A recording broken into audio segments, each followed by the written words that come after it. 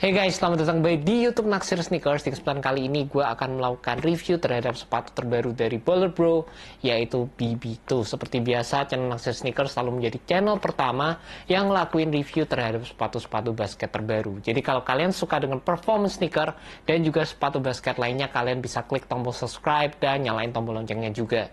Dan tangan gue ini udah ada sepatu Baller Bro 2 atau BB2. Sepatu ini dijual dengan harga Rp300.000.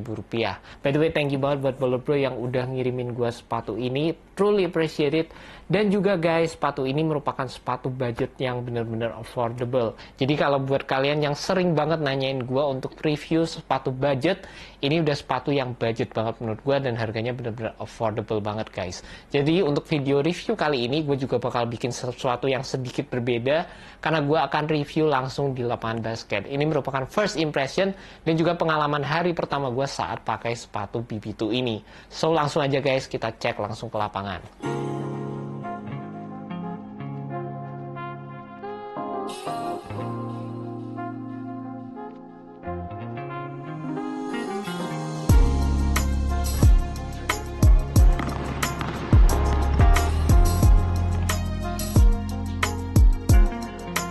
Kita mulai dari bagian tractionnya dulu. Sepatu ini kalian bisa lihat tractionnya.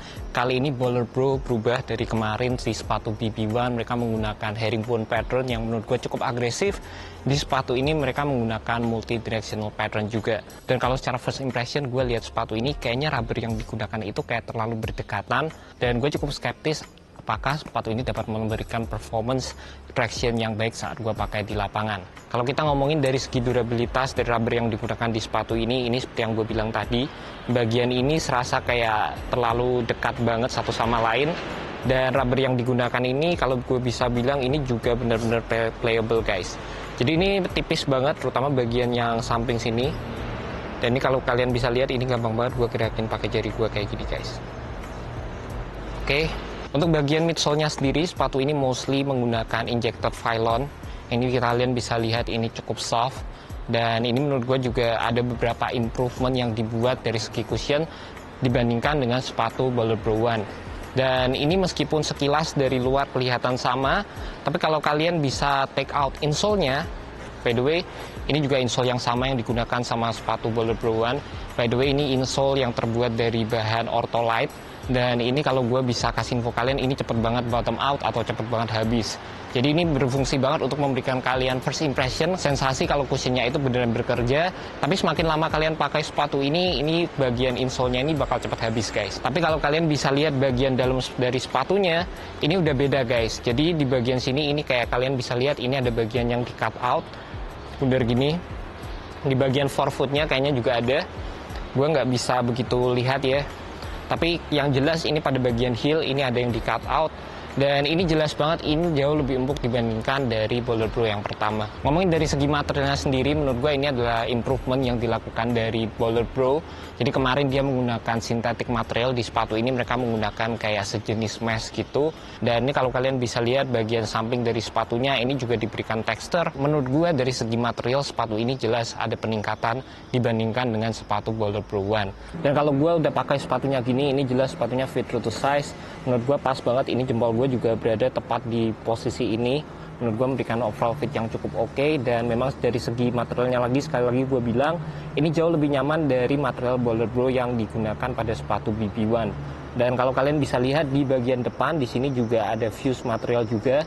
Ini berfungsi untuk memberikan kalian durabilitas terhadap material yang ada di sepatu ini. Dan untuk overall fitnya sendiri atau kenyamanannya lagi, di bagian belakang di sini ada padding-padding yang menurut gue juga cukup standar ya.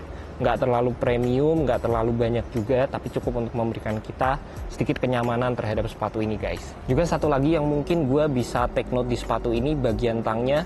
Ini menurut gue juga cukup puffy, dan ini sedikit ngingetin gue kayak sepatu-sepatu running zaman dulu guys. Oke guys, dari segi tractionnya sendiri ini berdencit banget yang kalian bisa lihat. Dan jujur aja aslinya gue pakai sepatu ini buat main ya, gue coba-coba sebentar.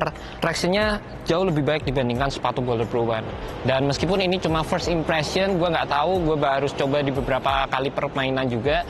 Tapi kalau gue cuma bisa bilang untuk hari ini tractionnya sendiri menurut gue cukup bekerja dengan baik. Dari segi cushionnya sendiri memang gue nggak mau bilang ini yang nyaman banget atau gimana. Dengan harga 300 ribuan ya kalian dapat cushion yang gue bisa bilang standar banget, yang mostly dibantu dari injected Phylon dan juga Ortholite insole yang ada pada sepatu ini. Dari segi supportnya sendiri, ini menurut gue adalah hal yang menurut gue paling bisa gue kritisi dari sepatu Bowler Pro 2. Jadi pada bagian samping kita bakal dapetin ini ada outrigger juga di bagian samping dari sepatunya, yang ini menurut gue nggak pas posisinya sendiri.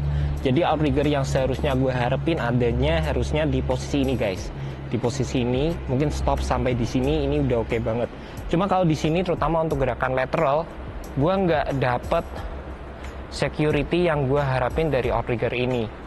Dan terlebih lagi kalau kalian bisa rasain secara langsung, outriggernya itu beneran soft banget. Jadi ini menurut gue nggak begitu bekerja dengan baik. Menurut gue terlalu soft dan nggak bisa memberikan gue containment yang gue inginkan. Lalu pada bagian heel counter, ini juga menurut gue kayaknya ada heel counternya dikit, tapi menurut gue nggak cukup juga. Jadi ini kalian bisa tekan kayak gini bagian heelnya. Mungkin mereka sendiri berharap bagian ini bisa jadi heel counter, tapi material foam yang digunakan di sepatu ini menurut gue juga kurang begitu solid untuk bekerja sebagai heel counter. Lalu kalau gue bisa bilang torsional supportnya ini juga nggak ada sama sekali. Jadi kalau gue bisa kasih tunjuk kalian, ini kalian bisa twist sepatunya kayak gini. Jadi mungkin satu hal yang mungkin gue bisa rekomendasikan juga, kalau mungkin mereka pingin menggunakan foam yang ada di bagian midsole sebagai heel counter, paling nggak mungkin nge-wrap dari bagian sini, mungkin muter sampai bagian sini guys. Jadi paling nggak bisa dapat containment. Ini sebenarnya penting banget karena ini berfungsi untuk menjaga heel kalian, dan ini juga berfungsi untuk memberikan support dalam mencegah cedera ankle. Jadi sebenarnya bukan masalah tinggi atau rendah sepatunya, tapi masalah heel cup yang ada di sepatu ini dan overall fit yang bagus itu bakal mencegah kalian dari cedera ankle.